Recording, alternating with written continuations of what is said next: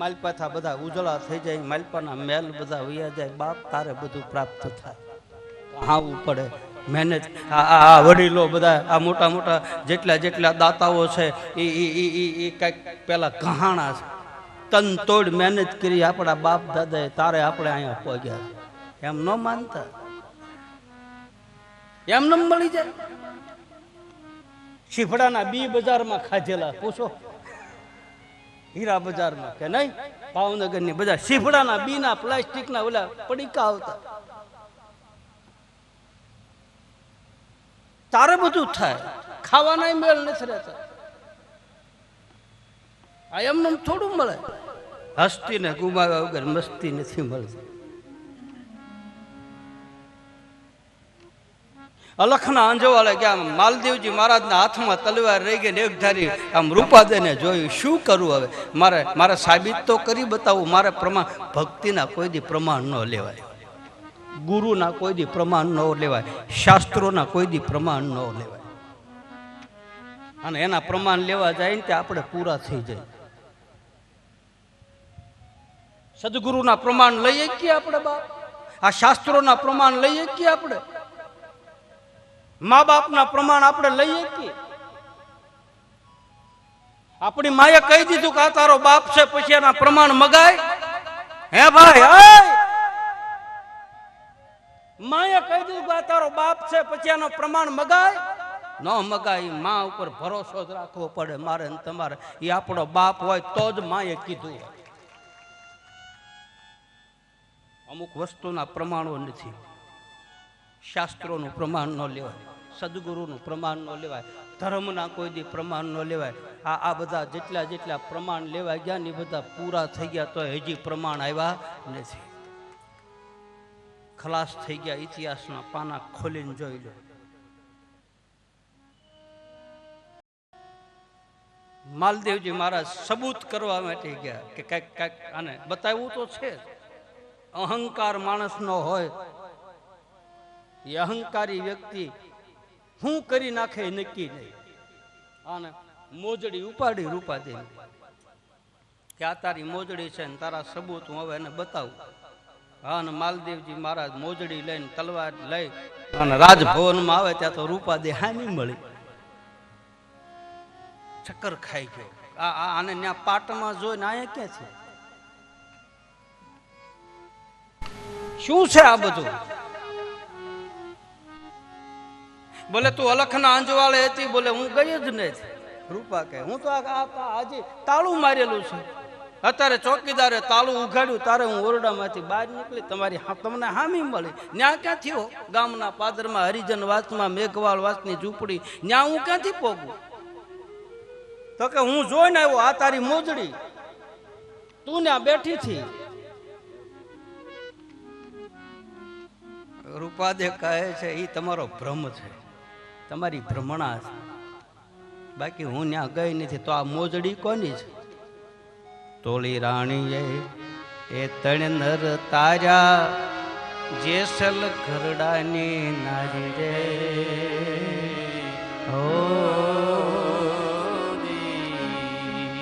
માલે રૂપાના એ હૈડા હેરા, માલે રૂપાના રે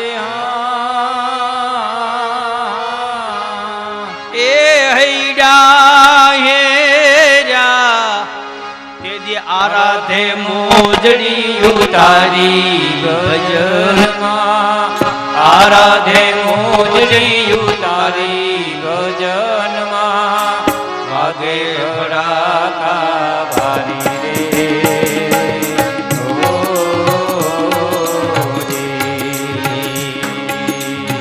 વાગે ભડાકા ભારી ભજનના, વાગે ભડાકા ભારી રે.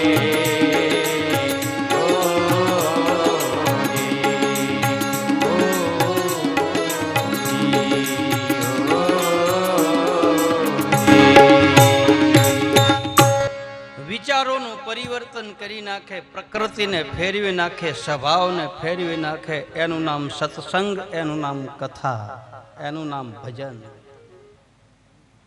મૂળ કહેવાનો ભાવાર્થ મારો એ કે જેના વિચાર શુદ્ધ થઈ જાય, મન શુદ્ધ થઈ જાય, દેહ શુદ્ધ થઈ જાય અને પછી એની ધનની શુદ્ધિ થાય, પછી જ માલિકાથી હારો વિચાર પ્રગટ થાય. હારા વિચારો સત્સંગ સિવાય મળતા નથી. સજ્જનના સંગમાં બેહવાથી, ખાનદાન માણસના સંગમાં બેહવાથી,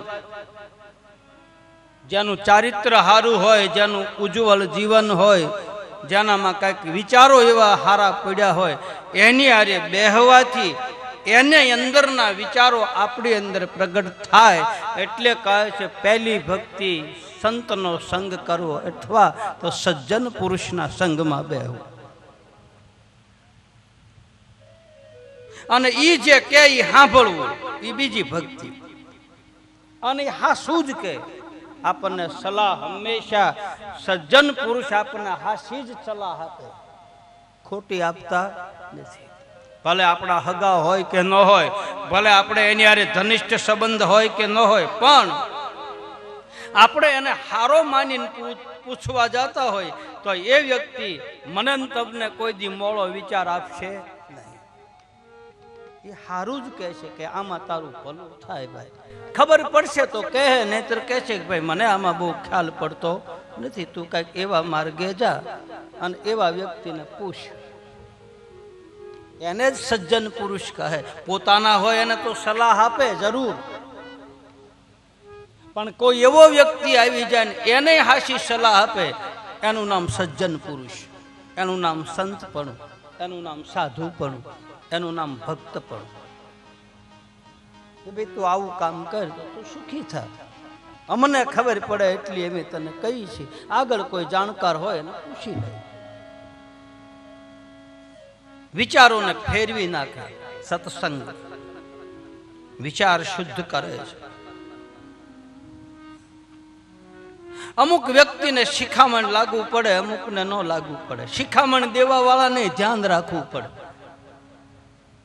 વારે વારે કહીને તો આપણે મૂર્ખ થાય. જ્ઞાન ઘટે કોઈ મૂઢકી સંગત, ધ્યાન ઘટે બેને ધીરજ લાવે. વારે વારે કહેવા જાય ને એને કાંઈ પડી ન હોય ને એ કાંઈ સાંભળે નહીં તો આપણે બંધ થઈ જાવ કે ભાઈ હવે આને કહેવાય નહીં. કૃષ્ણ પરમાત્મા 2-3 વખત મનાવ્યા. દુર્યોધનને કીધું કે ભાઈ તેના ભાઈઓના ભાગ છે ને તારે થોડું ઘણું આપવું પડે, 5 ગામડા એને દે, 5 ભાઈઓ ખાય એટલું તો દે. દુર્યોધને કીધું ખોના નાકા જેટલી જમીન નથી દેવાની, જાઓ તમારે થાય કરી લેજો. પછી ભગવાન કૃષ્ણએ કીધું કે હવે પાર્થને કહો ચડાવે બાણ, યુદ્ધ એ જ કલ્યાણ. આને નથી જ દેવું પછી ક્યાં વાત. મંદોદરીએ રાવણને 3 વખત સમજાયો કે આ ખોટું કર્યું. જાનકીને સિદ્ધ હેરી લાવ્યો. તને ખબર છે જનક રાજાએ ધનુષ ભંગ યજ્ઞ કર્યો, તેથી કોઈથી ધનુષ ઊંચું નહોતું થયું. હે રાવણ, તે 10 માથા, એક હાથની માલપા 10,000 હાથીનું બળ છે તારામાં, તોય ધનુષ તારાથી ઊંચું ન થયું. અને ઈ ધનુષ એને ખાલી આમ આંગળી અડાડીને તોડી નાખ્યું. હવે એના ઘરનાને તું અહીં લઈને આવ્યો, હજી સમજી જા. જાનકીજીને પાછા દઈ દે. એ 10,000 હાથીનું બળ હતું. એક હાથમાં એવી 20 ભુજા, 10 મસ્તક 20 ભુજા. પવન જેના વાસીદા કરે, બારે મેઘ જેના પાણી ભરે, યમરાજ જેના પગથિયે બેઠો, ગણપતિ જેના હિસાબ કિતાબ રાખે, આવો પુરુષ. અને એનું પતન થયું શું? જાનકીનું અપહરણ કર્યું. વિનાશ કાળે વિપરીત બુદ્ધિ, અસંભવ હેમ મૃગશ્યના ભૂતો ને ભવિષ્યતિ સતાય રામ લોલુ ભેતો. વિનાશ કાળે વિપરીત બુદ્ધિ. બહુ શિખામણ દઈ ન માને તો સમજી લેવાનું કે હવે આનું અધપતન થવાનું છે. ખોટા માર્ગે જતા હોય કોક આપણને પાછા વાળે, અને પાછા વાળે તો વળી જવું, ન વળે શિખામણ દેવા વાળાને પાછું વળી જવું. હવે એનું જે થવું હોય થાય. તારું કર્યું તું ભોગવ્યું, બીજું શું? ગોરખનાથ બાબાએ લાખાને સમજાયો તારી પાસે ધન છે, ધનનો સદુપયોગ કર. ધનની શુદ્ધિ દાનથી થાય, ધન ત્રણ જગ્યાએ જાય. પૈસો ના રસ્તા ત્રણ છે. એક રોગમાં પૈસો જાય, એક ભોગમાં પૈસો જાય અને એક સંપત્તિ દાનમાં જાય. આ સિવાય સંપત્તિ ક્યાંય જાતી ત્રણ જ માર્ગ છે. બાબા રામદેવજી મહારાજની દિવ્ય કથામાં ભૈરવના ઉદ્ધાર પછીની કથા એક એક પરસાઓ બાબા રામદેવજી મહારાજ પૂરી એક એક ભક્તને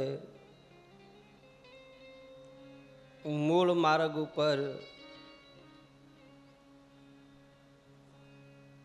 ચડાવી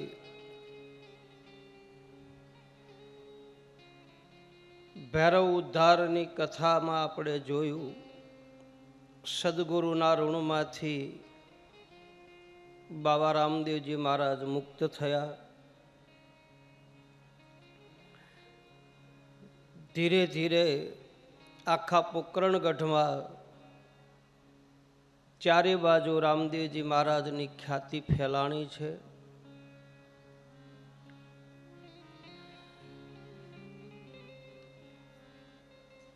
રાજસ્થાનમાં મેવાડમાં ભીંડર કરીને ગામ આવ્યું અને ભીંડર ગામની અંદર એક લાખો વેપારી રહે. લાખાની પાસે બહુ ધન હતું.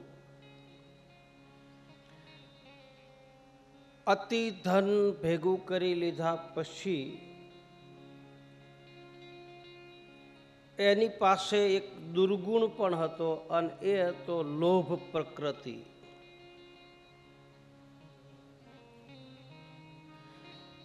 એકના ડબલ કરી વ્યાજ અને એનું વ્યાજ ભેગું કરી અને સંપત્તિ ભેગી કરેલી, પણ કોઈ પુરુષાર્થમાં વાપરવાનું મન થાય નહીં,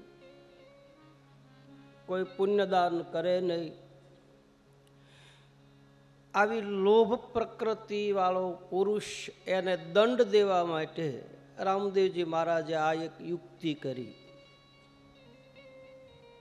કથા નાની એવી છે લાખાની, પણ એની પાછળનું જે રહસ્ય છે કે ધન મળી ગયા પછી, સંપત્તિ મળી ગયા પછી જો એનો સદુપયોગ થાય તો એ ધન લેખે ગણાય. આપણા શાસ્ત્રોમાં ધનની ત્રણ પ્રકારની ગતિ બતાવે.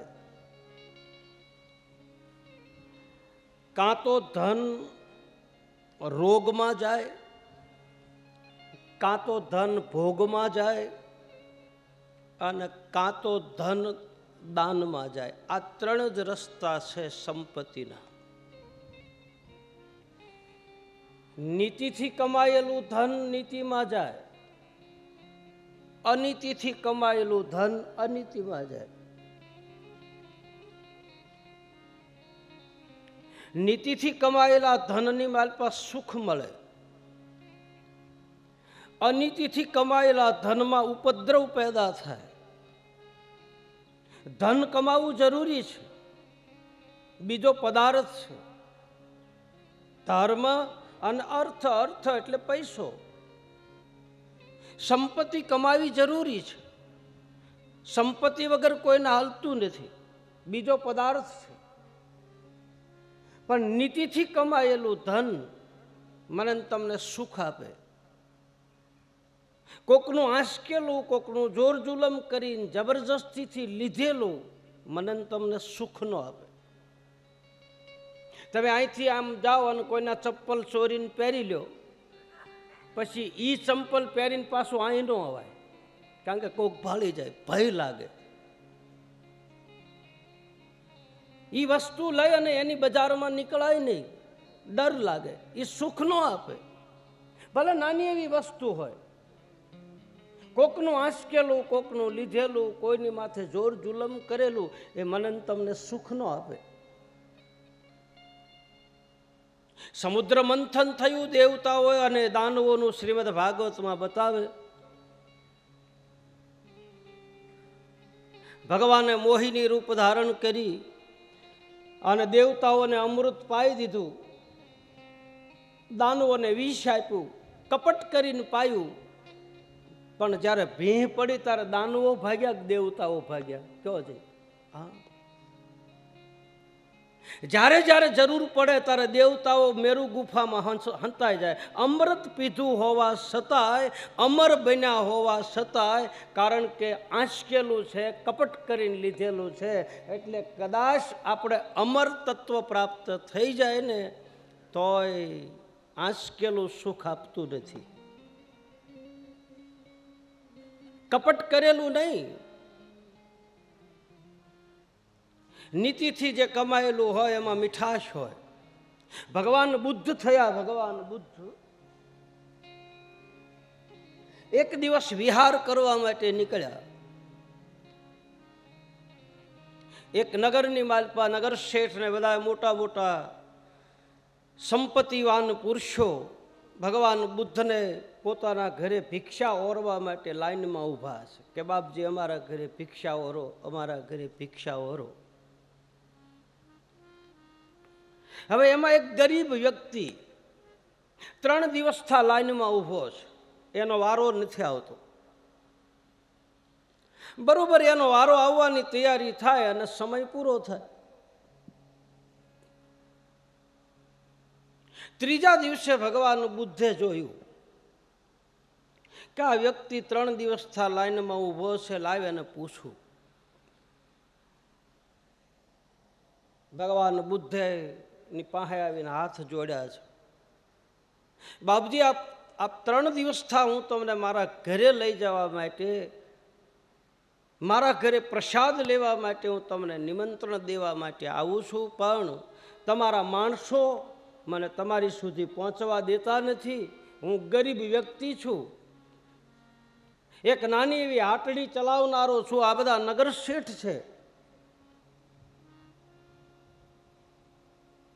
ભગવાન બુદ્ધે કહ્યું છે કે જા, તારા ઘરે બપોરે હું ભોજન કરવા માટે આવું છું. એ જ વખતે બાજુમાં ગામના નગર શેઠ, બહુ સંપત્તિવાન, એ નગર શેઠને ભગવાને નિમંત્રણ આપ્યું કે ભાઈ જા, બપોરે તારા ઘરે હું જમવા આવું છું. બંનેને એક જ દિવસે નિમંત્રણ આપ્યું.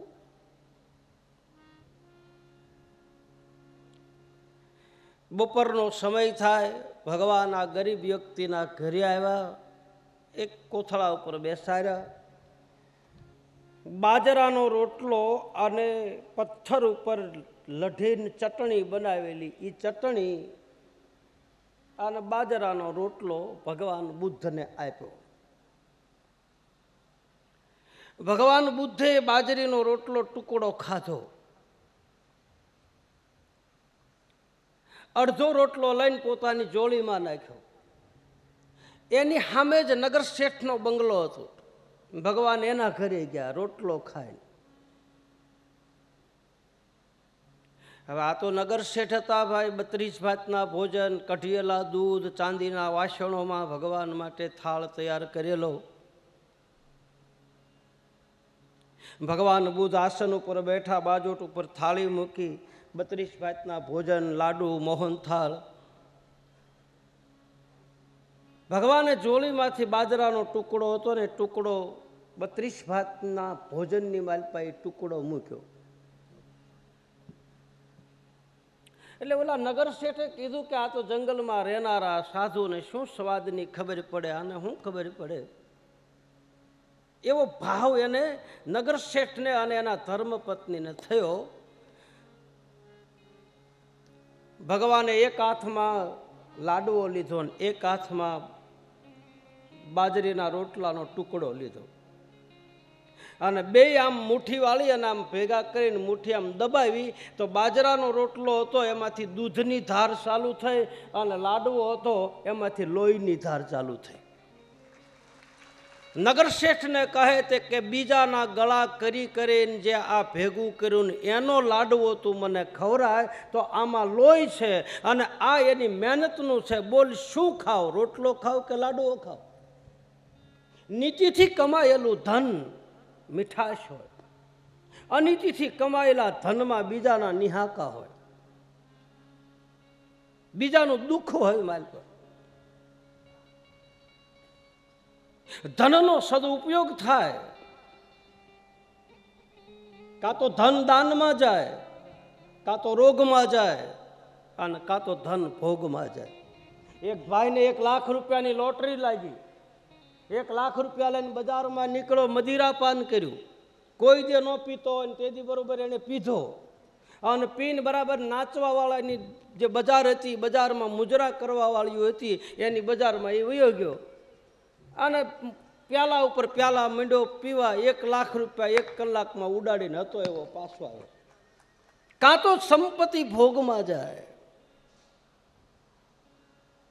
કાં તો યોગમાં જાય, કાં તો દાનમાં જાય. એ ભાઈ પૈસો પૈસાને ખેહે. એક દ્રષ્ટાંત છે. એક નગર શેઠની દુકાન અને એક વાણંદની દુકાન, હજામની, બેયની આમ એક દીવાલ. અને એમાં આ હજામે સાંભળેલું કે પૈસો પૈસાને ખેંચે, એટલે નગર શેઠની દુકાનની દિવાલ પાસે એને કોણ પાડ્યું, હોલ પાડ્યો.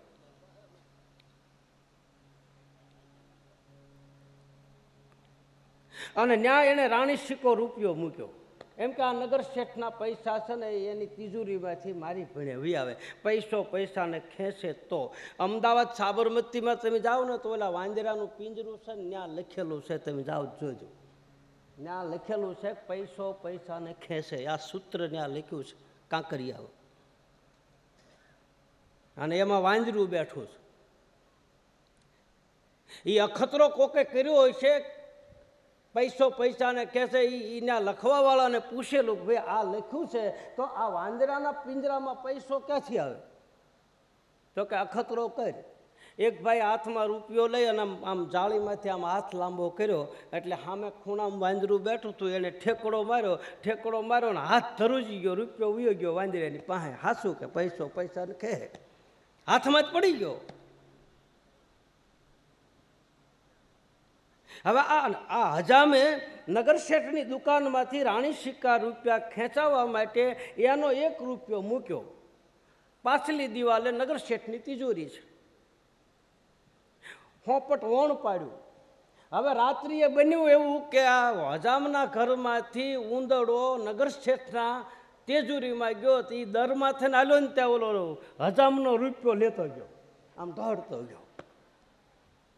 સવારમાં જાગીને જે કહેવાવાળા હતા એને કીધું કે તમે કીધું પૈસો પૈસાને ખેંચે, તો મારો રૂપિયો નગર શેઠના રૂપિયાને કેમ ન ખેંચો? તો ઓલાએ કીધું કે તારા પૈસા એક હતા કે ઝાઝા હતા? કે થોડા હતા? કે ઝાઝા હોય ને ખ્યાલ. નગર શેઠની પાસે ઝાઝા હતા તો એની પાસે ખેંચાડો. મારો કહેવાનો ભાવાર્થ કે સંપત્તિ જો મળે તો સંપત્તિનો સદુપયોગ કરો. સત્તા મળે તો સત્તાનો સદુપયોગ કરો. જ્ઞાન મળે તો જ્ઞાનનો સદુપયોગ કરો. ભક્તિ મળે તો ભક્તિનો સદુપયોગ કરો. આપણને સારા વિચાર મળે તો આ વિચારોનો સદુપયોગ કરો. પદ, મેં પહેલાં કહ્યું છે, પદ, પ્રતિષ્ઠા, પૈસો અને પરિવાર, આ 4 વસ્તુને જીરવી બહુ કઠિન છે. નથી જીરવાતું. પદ એટલે આ ગાદી, પછી આ ગાદી હોય કે રાજની ગાદી હોય, આની ઉપર બેઠા પછી જીરવવું બહુ કઠિન. અહીંયા બેઠા પછી અહીં બેહવું વહમું લાગે. હું અવડો મોટો ને મારે ત્યાં કેમ બેહવું? અહંકાર પેદા થાય આના ઉપર બેઠા પછી. બહુ પચાવવું બહુ કઠિન છે. પૈસાને જીરવવો કઠિન છે. 2 પૈસા મળી જાય ત્યાં તો આમ આમ આમ આપણને એમ લાગે કે હમણાં કંઈક કરી નાખવાનો છે. પ્રતિષ્ઠા, આબરૂને જાળવવી કઠિન. પદ, પ્રતિષ્ઠા, પૈસો અને પરિવાર. જો અહંકાર પેદા ન થાય તો, નહીં તો લગભગ અહંકાર પેદા થયા વગર રહેતો નથી. અને જેને જેને અહંકાર પેદા થયા એ બધા પીડ્યા છે. ગર્વ કિયો સોય નર હાર્યો, સિયા રામજી રે ગર્વ કિયો સોય નર હાર્યો. સંપત્તિ મળે તો સંપત્તિનો સદુપયોગ કરવો, બસ. લાખાની પાસે બહુ ધન હતું. એ મલકમાં દુષ્કાળ પડેલો એટલે સદગુરુ ગોરખનાથ બાબાએ લાખાને સમજાવ્યો, પણ લાખો સમજ્યો નહીં. સાંભરગઢના રાજાને કહ્યું છે કે લાખાની પાસે જે ધન છે એ ધન લઈ અને રાજના કોઠારમાં જમા કરો. લાખાની પાસે કોઈ વસ્તુ રહી નહીં, છેલ્લી એક પોઠ રહી, એ લઈ અને સાંભરગઢમાંથી નીકળી અને લાખો પોકરણગઢ તરફ જાય છે. આ બાજુ પોકરણગઢના પાદરમાં રામદેવજી મહારાજ ને વિરમદેવજી મહારાજ હેડીના બાળકોની સાથે રમે છે. એમાં દૂરથી લાખાને જોયા. રામદેવજી મહારાજ લાખાની પાસે આવીને કહે છે કે એ લાખા, તારી પોઠની અંદર શું ભર્યું છે? લાખો એ વખતે ખોટું બોલે, ભરીથી મિશ્રી, અને કીધું કે મારી પોઠમાં નમક ભર્યું છે. બાબા રામદેવજી મહારાજે તરત કીધું કે તારા વચન તને ફળે, તું જે બોલ્યો એ થાય. લાખાના ચરિત્રની માલપા કર્મના સિદ્ધાંતની વાત આવે છે. બાબા રામદેવજી મહારાજ કહે છે, લાખા તું જે બોલ્યો એ થાય. હું તને કહેતો નથી કે તારી મિછરી લૂણ બની જાય. નિજકૃત કરમ ભોગ સબ ભ્રાતા. મેં કાલે તમને કહેલું છે રાત્રિની કથામાં કે વ્યક્તિ પોતાના કર્મના હિસાબે સુખ અને દુઃખ ભોગવે છે. પરમાત્મા કોઈને શ્રાપ આપતા નથી, પરમાત્મા કોઈને કોઈ દુઃખી કરતા નથી. જે કરે છે એ જ ભરે. વાવો એવું લણો. એટલે જ કહે છે ગીતાજીની વાલપા કે કર્મ કરતા પહેલા વિચાર કરવો, કર્મનું ફળ શું મળશે. અંધારામાં કર્મ કરો તોય ભલે, અંજવાળામાં કરો તોય ભલે, બાકી ભોગવ્યા વગર છૂટક્યો તો નથી જ.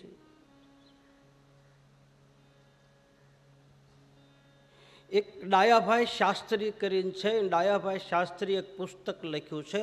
એ પુસ્તકની માલપા કર્મનો સિદ્ધાંત એ પુસ્તકનું નામ છે. બહુ વિવરણ આપ્યું, નાની એવી પુસ્તિકા છે, પણ જે કર્મયોગી હોય, એ કર્મના સિદ્ધાંત ઉપર હાલતો હોય, એ પુરુષને બહુ બહુ વાંચવા જેવી પુસ્તિકા છે. એમાં ધૃતરાષ્ટ્ર અને ભગવાન કૃષ્ણનો સંવાદ બતાવે. એક દિવસ ભગવાન કૃષ્ણને ધૃતરાષ્ટ્ર પૂછે કે હે ગોવિંદ, હે ગોપાલ, મેં તારો શું અપરાધ કર્યો કે માથે ઊભા રહીને તે મારા 100 દીકરાને મરવી નાખ્યા? આવો પ્રશ્ન પૂછે તો ભગવાન કૃષ્ણ કહે છે કે નિજકૃત કર્મ ભોગ સબ ભ્રાતા. હે ધૃતરાષ્ટ્ર, હું કોઈને મારતો નથી, હું કોઈને જીવાડતો નથી. સુનહુ ભરત ભાવિ પ્રબલ, બિલખે કહેવું મુનિનાથ. જીવન, મરણ, જશ, અપજશ, હાનિ અને લાભ, આ 6 વસ્તુ વિધાતાના હાથની વાત છે, એમાં ભગવાનના હાથની વાત નથી. કોઈને જશ અપાવવો, અપજશ અપાવવો, જીવાડવો કે મારવો, હરિ કોઈને મારતો નથી, હરિ કોઈને જીવાડતો નથી. નિજકૃત કર્મ ભોગ સબ ભ્રાતા. જસ બધા લઈ શકે, અબજસ લેવો કઠિન છે. સારું કામ કર્યું હોય તો એમ કે મેં કર્યું, મોડું થયું કે એમ કે એમ નહોતા, ત્યાં તો ઓલા કર્યું, તરત વ્યક્તિ છટકી જાય. ધૃતરાષ્ટ્રને ભગવાન કૃષ્ણ કહે છે કે હે ધૃતરાષ્ટ્ર, મેં તારા 100 દીકરાઓને માર્યા નથી, તો આગલા ભાવનું જોઈ લે. તો કહે છે કે 7 જન્મ પહેલા એ ધૃતરાષ્ટ્ર એક શિકારી હતો. સંધ્યાના સમયે શિકાર કરવા માટે જાય ને એમાં રાત્રિના સમયે શિકાર મળ્યો નહીં. એક વૃક્ષની નીચે બેઠો અને એ વૃક્ષ ઉપર એક 100 કબૂતરનું ટોળું આવ્યું અને આ શિકારીએ એના ઉપર જાળ નાખી 100 કબૂતરને જાળમાં પકડ્યા અને એ જ વૃક્ષની નીચે બેસી એને મારી અને એનું માંસ રાંધ્યું અને અગ્નિ પ્રગટ કરવાની તૈયારી કરે. અગ્નિની જ્વાળા પ્રગટ થઈ. એક ઝાડના પોલાણમાં કબૂતરનું બચ્ચું અગ્નિનો તા લાગ્યો એટલે ઉડવા ગયું અને એમાં અગ્નિની જ્વાળામાં એની આંખું વહી ગઈ અને તુરંત ભગવાને પોતાની માયા લઈ લીધી. ધૂતરાષ્ટ્રે આમ જોયું, આમ માથું હલાવી અને પૂછ્યું કે કાં ગોવિંદ? બોલે તે જોયું તો કે હા. શું હતું? તો કે એક શિકારીએ 100 કબૂતરને માર્યા અને એક કબૂતર અંધ બન્યું. તારા ભગવાન કૃષ્ણએ કહ્યું એ 100 કબૂતર તારા છોકરા બન્યા અને એકની આંખું ગઈ એટલે તું આંધળો બન્યો, બાકી મેં કાંઈ કર્યું નથી. હું કોણ કરનારો? નિજ કૃત કર્મ ભોગ સબ ભ્રાતા.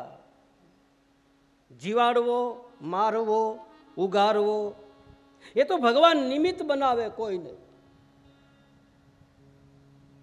બાકી મારું તમારું કર્મ મને તમને નડે છે. મેં પહેલાંય કીધું હતું તમને બીજું કાંઈ નડતું નથી કોઈને. તમે અહીં દોરો કરાવો, કાંઈ દોરો કરાવો, કાંઈ આમ કરાવો, બાકી કાંઈ નડતું નથી. નડે છે મારા તમારા કર્મ. એટલે કહે છે સદગુરુ મહાપુરુષો મને તમને એમ કહે છે સતના માર્ગે હાલજો બાપ. ખોટા માર્ગે ગયા તો એ કર્મ ભોગવ્યા વગર છૂટક્યો નથી. પછી હું હોઉં કે તમે હોય, કર્મમાં કોઈનો ભાગ નથી. જે કરે એ જ ભરે. વાલિયા કેટલા દ્રષ્ટાંત દેવા. વાલિયા લૂંટારાનું તમને બધાને ખબર છે. નારદજીનો સંગ થયો. નારદજીનો કાંઠલો પકડીને કીધું કે લાય તારી માળા ને તારી આ રામસાગર ને બધું.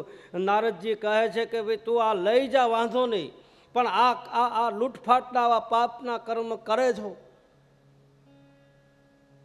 કોની હાટું કરે છે? બોલે મારા ઘરના હાટું, બાળ બચ્ચાને મોટા કરવા એની હાટું લઈને જાઓ. તા કે ઘરે પૂછાય આ તું પાપ કર્મ કરે છો એમાં કોઈ ભાગીદાર ખરો? વાલીઓ દોડતો આવીને ઘરનાને પૂછ્યું કે હું તમારા માટે આ બધું લાવું છું. આ કાળા ને ધોળા કરીને, કોકના ગળા કરીને, કોકને મારીને, આમ કરીને તેમ કરીને, હાસાને ખોટા કરીને લાવું, એમાં તમારો ભાગ ખરો? ઘરનાએ કીધું કે ભાઈ એ તો તું કરીને તું ભર, અમારે કાંઈ લેવા દેવા નહીં. લાગી ગઈ એક પલમાં વાલ્મીક ભય બ્રહ્મજ્ઞાની ઉલટા નામ જપવા માંડ્યો. રામ રામને બદલે મરા મરા. કર્મના સિદ્ધાંત બતાવે ભાઈ આ મારે તમારે ભોગવ્યા વગર છૂટક્યો નથી. ધૂતરાષ્ટ્ર ભગવાનને આવો પ્રશ્ન પૂછે ને એને બતાવ્યું. પાછો ધૂતરાષ્ટ્રે બીજો પ્રશ્ન પૂછ્યો કે તો તે મને દઈ કેમ ન દીધું? પડ્યું કેમ રહેવા દીધું? 7 જન્મ ગયા તો 7 જન્મ સુધી તે ઢગલો પડ્યો રાખ્યો તો એને આવવા દેવું છું ને. તો એ વખતે ને એક દ્રષ્ટાંત આપ્યું છે કે અનાજ ભરવાની કોઠી હોય ને એને નીચે હોણ હોય ને ઉપર જે કાંઈ અનાજ કોઠીમાં ભર્યું હોય, કોઠીમાં ઘઉં ભર્યા હોય તો ઘઉં આવે, બાજરો ભર્યો હોય તો બાજરો આવે. ઉપરથી પહેલાં અનાજ ભરવાની કોઠી હોય ને એને ઉપરથી ઢાંકી દેતા પહેલાં અને નીચે હોણ રાખતા. હવે કોઠીમાં જે ભર્યું હોય એ આવે. ઘઉં ભર્યા હોય તો ઘઉં આવે, બાજરો ભર્યો હોય તો બાજરો આવે, કોજરા ભર્યા હોય તો કોજરા આવે, કાંઈ ખાલી હોય તો કાંઈ ન આવે. એમ મારીને તમારી કોઠીમાં આ જન્મના, બીજા જન્મના, પૂર્વ જન્મના કાંઈક કર્મ મારા ને તમારા એવા હોય તો જ આપણે ભોગવવા પડે, નહીં ભોગવ્યા વગર છૂટક્યો જ નથી. ઘણા તમે એમ કહો કે અમે આટલું કરીએ છતાં અમને આમ કેમ મળતું નથી? ગયા જન્મનું કોઠીમાં પડ્યું હોય એ કોણ ખાય? હા, મારા ને તમારા કરેલા છે એ કોણ ખાય? જાદવ બાપા ગઢડાવાળા એની કેસેટમાં એમ કહેતા કે એ ભગવાન હવે અમારા દોરડા ખેંચી લે. તો જાદવ બાપા એમ કહેતા કે ન્યા ક્યાં ગરડા છે ખેંચી લેવા? તમારા ફીંડલા પીડ્યા એ ભોગવશે કોણ? આવું જાદવ બાપા બતાવતા. નિજ સુખ દુઃખ. હવે એક વાત તમને, તમે સુખ કોને ગણો છો એ કહો પહેલાં? હે, તમે સુખ કોને માનો છો અને દુઃખ કોને માનો છો એ કહો જઈ. સુખ અને દુઃખની વ્યાખ્યા હું? હાથી ઘોડા બંગલા જળ જમીન જાગીર સત્તા સંપત્તિ પૈસા એ સુખ છે? હે એ ભાઈ, એ સુખ છે? એ તો ભૌતિક સુખ છે, એ તો સગવડતા છે. અને તમે જેટલી સગવડતા કરો એટલી અગવડતા થાય. આખું મકાન થઈ જાય, પાણી યારે પ્લાસ્ટર બાકી રહી જાય. લ્યો, હા, આખો બંગલો બનાવ્યો, પ્લાસ્ટર બાકી રહી જાય. એ મેલ જ ન. લગ્નમાં ધૂમ આમ ફડાક્યા ફોડે, બેન્ડ વાજા લાવે ને બધાને આપે, પણ રોલ ધોવાના પૈસા પછી છેલ્લે ન રહે. આપણે એમ કહીને આલ્બમ આવ્યું તા કે ના, હજી નથી આવ્યું. ધમ ખર્ચો કર્યો હોય, ફોટા બાકી રહી જાય, એને દેવાના પૈસા ન રહે. સગવડતા એટલી અગવડતા. તમે જેટલી સગવડતા કરો એટલી અગવડતા ઊભી થાય.